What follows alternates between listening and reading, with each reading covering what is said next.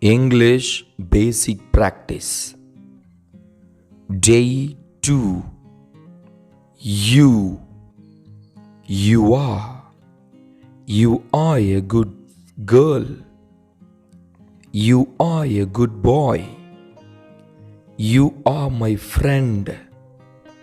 You are sincere boys. You are a tall boy. You are clever in the class. You are Americans. You are a lawyer. You are lawyers. You are teachers. You are my uncle. You are my relative. You are doctors. You are constables. You are my senior. You are my boss. You are busy. You are a businessman.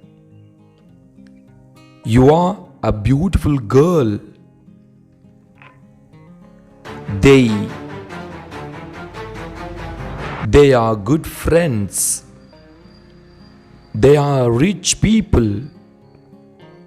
They are poor people. They are my relatives. They are teachers. They are my friends.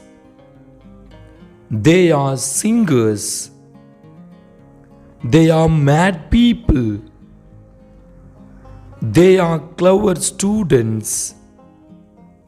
They are VIPs. They are good sons. They are from city. They are on the tree. They are on the building. They are children.